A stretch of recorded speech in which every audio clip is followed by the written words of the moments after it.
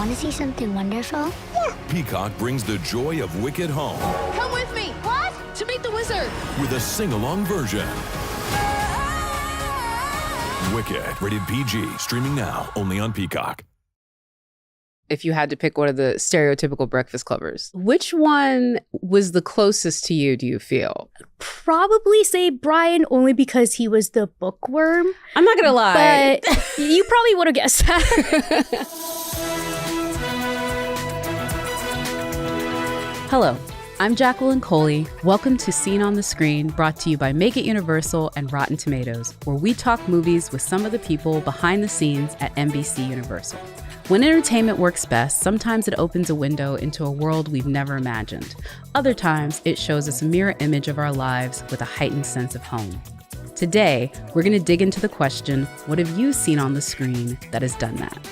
My guest today is Senior Vice President of Strategy and Business Development, Shivani Patel.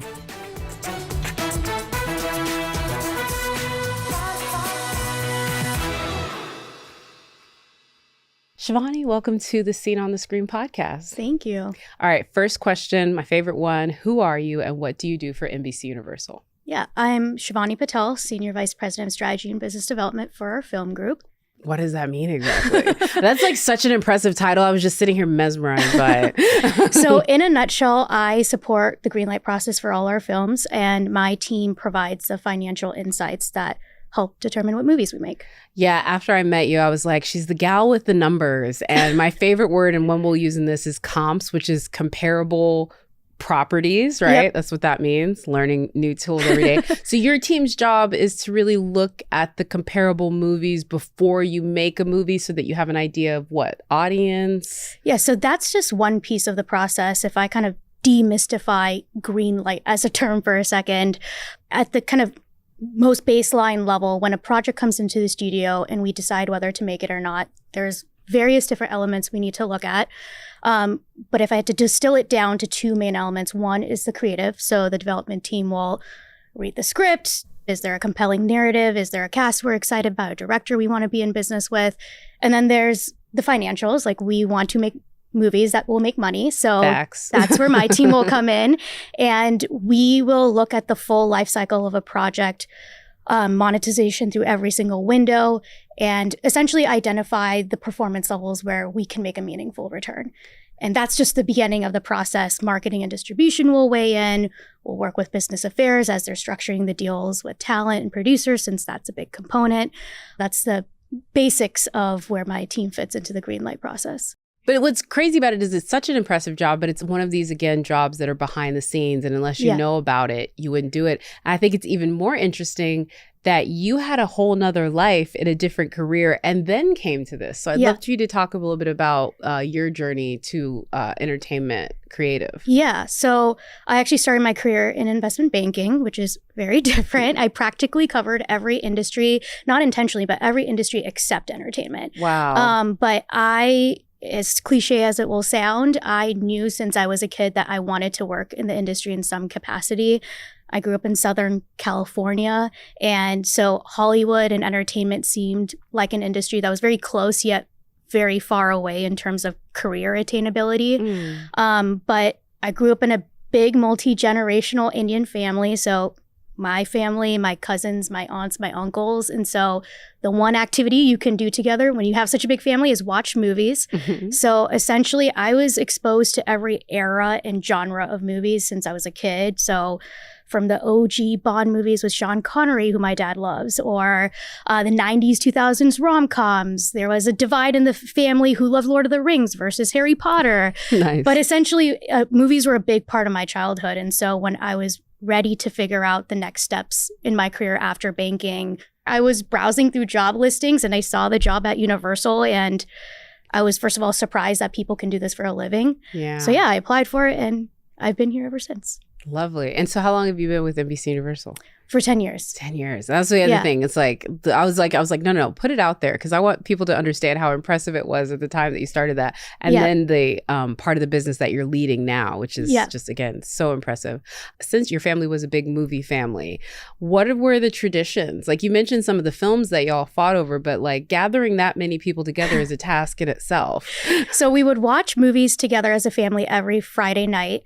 And it would just be funny because a different person would get to choose every week. So my dad would take one of us to Blockbuster and you would choose the movie and you would kind of just be forced to watch the movie that person chose. So there would be some interesting ones. Like one of my cousins would always choose the prestige Oscar dramas, which when you're a 10-year-old kid, that's the last thing you want to watch. Fair. I'd gravitate towards like the adventure fantasy films that the girls in the family would not love because they'd want to watch a rom-com. But it really kind of forced all of us to embrace every type of genre. With that being said, since you did the thing that I guess every parent, especially I think parents of immigrants or maybe the first ones in their generation to go to school or that kind of thing, you did the thing that most of them want. You were investment banking. Yeah. So was it a bit of a like, hey guys, when you told them that you wanted to do entertainment, or were they like 100% supportive? My parents have been pretty supportive. They just said, if you do whatever you want to do, just make sure you're good at it and you're successful. And so they also didn't fully understand what I was doing. I'm convinced up until 2 or 3 years ago, they thought I was actually physically making movies. But they just get excited that I work in the industry. And they see that I get a lot of joy out of it. So they've been supportive from the start. They hitting you up for premiere tickets, or have you taken them? I have. I've taken my sister. I took her to Ticket to Paradise. And it was just very sweet because I could just see her having this out-of-body experience when she saw George and Amal Clooney walk in. But yeah, something that was that really most sweet. of us will do. Let's be real. Yeah. So that was nice. Oh, I dig that. All right, excellent. Now let's dive into our popcorn bucket. Great. So you've watched the podcast, right? So you know what's up? All right. I have. First one, it's our quotes. Sarcasm is the refuge of losers. That's the dad from Little Miss Sunshine. Such a great I'll movie. finish that quote for you. What is it? Sarcasm is losers trying to bring winners down to their level. Oh, that's a great one. He has the best quotes in the movie, even though he's the worst character in the movie. But yeah. The dad. You know what? Fair. Yeah. Fair. The more I think about it. And then Alan Arkin basically being the like best version of every grandpa in that one. What is your attachment to Little Miss Sunshine? So that was a movie that when I saw it, I was a lot older than Abigail Breslin's character in the movie. So I was a teenager, but there's something about her character that I was really drawn to. She almost represented someone I wish I could be, in the sense that she had a vision. She had this dream to go compete at this pageant, and she really stood strong against a lot of the pressures that younger girls face in terms of being or looking a certain way. And you could see throughout the movie that there were points in time where she might crack, the insecurities are creeping in, but she stays true to herself. And I think the movie overall is just kind of a commentary, if you even just take a look at this quote, a commentary on like society's obsession with what does it mean to be a winner or loser. And every character brings their extreme philosophy. But I love the ending of it for that exact reason, because none of the characters get anything they want. She loses a pageant, gets banned forever, but they're all closer as a family. And I think at its core, it is a movie about family, and I gravitate towards films like that. And so it's one of those movies that brings a smile to my face every time I watch it. Yeah, comfort film. Yeah. That's so interesting that you say that too, because now that I think back on it, it really is a movie about the people who maybe society would call losers. Yeah. Still thinking of themselves as winners. Yep. And that's like a really powerful moment, right? Yeah, exactly. Because I think even the most successful people, somebody might be calling them a loser by comparison, right? Exactly. Oh, very powerful. Yeah. I'm going to move on to our second quote. This is a good one. Yeah. You either die a hero or you live long enough to see yourself become the villain. It's Harvey Dent from Dark Knight. I love that you also, again, this is the extra credit we were talking about, everyone. Yeah. No, that is such a great one. Yeah. Because he was talking about, people forget who he was talking about that. He was talking about Caesar and Rome. Because they were like, you know, they would get one man, elect him consul. And he's like, that's what I thought was interesting, is the hero he was talking about that was Caesar. But Dark Knight, what a movie. Yeah. That was the movie that I watched and I knew I had to work in film in some capacity. Like I remember everyone was talking about the performance of Heath Ledger. I wasn't particularly drawn to superhero movies. I hadn't seen Batman Begins. I loved the Jack Nicholson, Michael Keaton Batman. So I kind of went into it just wanting to watch it because of the hype around it. And it was a movie that really surprised me because even more so than a superhero movie, it's a genre movie. It's a crime thriller. But if you are a fanboy, you'll like the mythology. But it was unlike anything I'd ever seen before visually. And there was character development in a way that I've not seen in any other superhero movie since then. And it was a movie I talked to my friends a lot about after we left the theaters. It kept you thinking around some of the decisions that the characters make. It also was the beginning of my obsession with all Chris Nolan soundtracks. Yeah. And I remember I watched it 3 times in the 70 millimeter IMAX screen. So it was a big deal even back then to watch a Chris Nolan movie in that IMAX screen. And each time I brought back a different friend who did not love superhero movies to convince them that this was going to be the movie that changed their mind. Wow. And so it was one of those films that I remember. I think it was just a big moment for people in my generation overall. Yeah, and cinema too. Yeah. Also, look at you creating disciples of cinema a little bit. And then it's interesting because then to work with Christopher Nolan, to be in that meeting where they greenlit Oppenheimer. Yeah, so like it feels like a full circle moment, which happens a lot when you're in those greenlight meetings to see filmmakers that you grew up watching that now you're in the meetings where you're deciding whether their movies should get made. Yeah. Kind of insane. I'm very glad that y'all did it to the tune of nearly 1 billion. I'm sorry, the marketing folks get mad when I say that, but I'm like, it's so close. It's close. It's so close. You made that billion on the home VHS. We'll re-release it in a few years and then we'll keep doing that and it'll ultimately creep up. It will be, no, I want to put the money for the physical media in that number, in my personal opinion. That's my thing. I know the marketing people, and actually you would be like, no, but in my mind, physical and digital media. Physical and digital, exactly. That's $1 billion. I know it is. Let's go to the third quote. How did I get in the wrong column? How did I get in the friend, manager, roadie column instead of the and I love her column? That's from yesterday. That's a great one. Yeah. That film is one of these films that I absolutely love because it was a quiet little hit, but it was so good and so sweet and so earnest. Yeah. It was one of the movies in the time that I worked at Universal made me the most proud to work at the studio because we cast a British Indian actor to play the lead for a movie about the Beatles.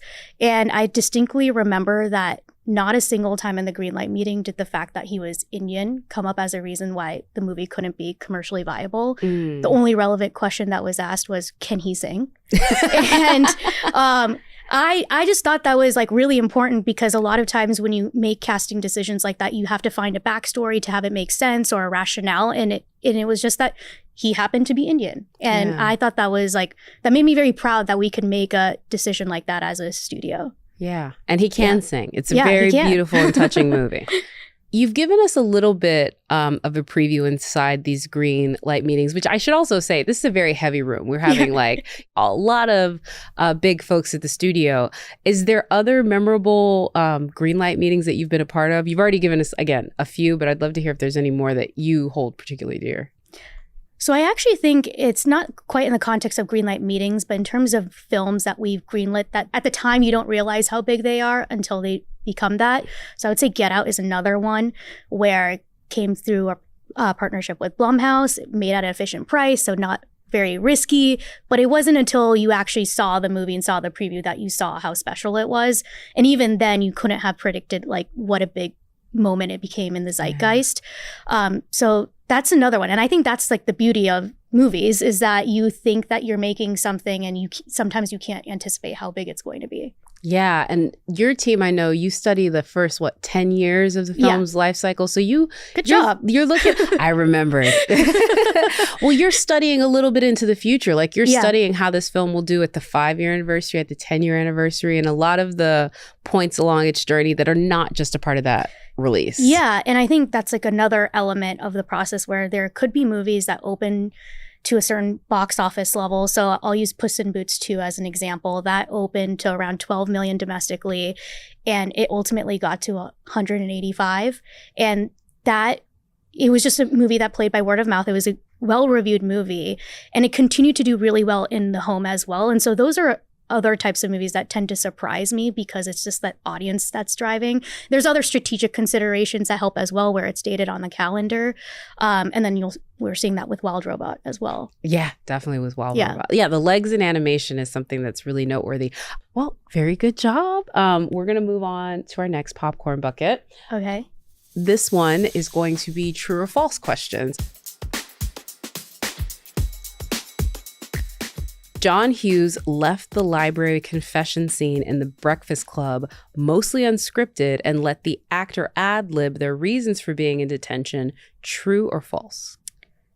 I'm pretty sure that's true. He gave them general directions, but they improvised the rest. Yeah. My favorite is still Allison when she says, "I'm here because I had nothing better to do on my Saturday." That was so real, though. Yeah. That was so real and the best joke. Yeah. Yeah, no, he did. He told each of the actors some generalities, but they got to improvise it. Yeah. And again, one of the most powerful scenes from that show. I think every girl of like a millennial set, like The Breakfast Club hits different. Yeah. Even though that's a Gen X movie, it was us too. Yeah. It was a movie that I probably watched when I was a little bit too young to watch it. But again, because I was in such a big family, I could kind of get away with that. But it also represents to me, like a lot of times, especially for me, you are able to relate to characters that you might not think you have anything in common with or look anything like you. And I remember...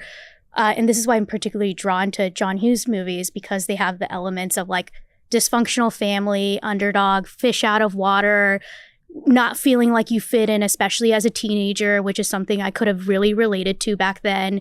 And I actually just really appreciate how much they accomplish in that movie with doing very little. Like it takes place almost entirely in one room for the most part. And you don't need to see these characters actually at school to understand the dynamics. It's very much like through this confession scene or what each of them brings to lunch or where they're sitting. You kind of get an understanding of their social hierarchy. And so I really related to it, even if like the characters didn't feel like I fit into any one of their stereotypes. That's so great. Yeah. Which one was the closest to you, do you feel, if you had to pick one of the stereotypical Breakfast Clubbers? Probably say Brian, only because he was the bookworm. I'm not going to lie. But you probably would have guessed. I mean, the math is mathing. Yeah. I don't think I had the same exact struggles as him, but I probably would have related to him the most. I think if you would have asked my mother in high school, I was the criminal. But I was a little bit maybe closer to the best. I was more of like the Ali Sheedy. Like I was a weird musical theater kid, but in Texas, that was Ali Sheedy. Like if you were not into like football, you were as basket casey as they could be. Very much so. Trivia question number 2. Jon Favreau, who starred in the 2014 film Chef, attended culinary school early in his life before becoming a full-time actor. True or false? Oh, it's partially false because he didn't go to culinary school early in his life, right? No, but he basically... Yes, it is false because in pre-production, Favreau shadowed Roy Choi, who was also a co-producer of the film, and he did a little mini training school with him on the culinary arts. Yeah. So he learned how to do it right. You could see that in the movie because this movie has the best like ASMR food scenes ever. Like the scene where he's making his son the grilled cheese sandwich. I think about that grilled cheese sandwich all the time. So fun fact, when they filmed that movie, I lived in Austin. I actually watched them film that movie. That is like Gary Clark performing on 6th Street. That is the real Franklin's barbecue that still to this day, the only person to ever skip the line was Obama. That was a very, like when they showed Austin like that, I was like, oh yeah, this is like, they really did understand the Austin food scene. And I love that movie as well. They also have like a truck now. They opened a truck together in Vegas, and they also did a show together. Yep. Yeah, they have the chef show, so it's like spawned even more. I love chef movies. Yeah. I know you say you definitely love the food aspect of it, but I would also imagine, like food, it's maybe like a comfort food type movie. I'm drawn to stories where characters are kind of chasing their passions, but sometimes it leads them down a different path. And so I also think that is something with the genre of like chefs and like the way that you have to see them hustle in movies that I'm drawn to, because I'm also drawn to TV shows like The Bear. And so that's just like my go-to feel-good movie. And there's elements of like family in there as well. All right. Last trivia question, true or false. Bridesmaids is Judd Apatow's highest grossing movie to date. True or false? It's his highest grossing produced movie, yes. Yes, Yeah. it is because Paul Feig directed it. Exactly. I was thinking that too. I was like, produced by Judd Yeah. Apatow. I mean, the house the bridesmaid built. We have other people on the podcast this year that were involved in Girls Trip. And one of the things I think is great is there's a direct line between Bridesmaids to Girls Trip and like showing sort of how you could start with one and then see like this can be done and show different identities. Yeah. It started the new era of female-led comedies with Yeah. Melissa McCarthy headlining a bunch of her own films. I always forget, but she got nominated for an Oscar for her performance. She did, yeah. And then obviously with Rebel Wilson and with Trainwreck. It was the first R-rated movie that I watched where I wasn't offended by how women were being portrayed and they weren't being overly sexualized or shown in a condescending way. Yeah. And obviously a great kind of reflection of what female friendships look like and just showing that women can be funny the same way that men are. I think one of the things that you said that I found to be really interesting is it gave you an opportunity to do one of your favorite parts of your job. I'd love for you to tell a little bit more about that. Yeah, so I feel like my favorite part of the job is that I get to be part of the team that helps shepherd a movie from inception to greenlight. You can have all the right creative elements, but it needs to be economically viable. And so that's like my favorite part of the job is that working with the rest of the Universal team to how do you structure the movie in a way that allows us to greenlight it and ultimately be able to make those bold decisions creatively. Just being part of those rooms that you mentioned earlier where you see the entire business coming together. It's not just creative and business development. It's also marketing and distribution and franchise management, brand development. You're looking at all aspects of a movie before you're making a decision to make it. Lots of factors just to bring a hit. But hey, the proof is in the pudding, right? Yeah. All right. So perfect so far. I'm going to grab this right here and I'm going to hand it to you. If you pop the top of that, yep, there you go. We're going to dive into the world of Universal Films and you're going to give me a quote from one of these movies and I get multiple choice because they're usually harder, but I've been doing well lately. So we'll see how we go.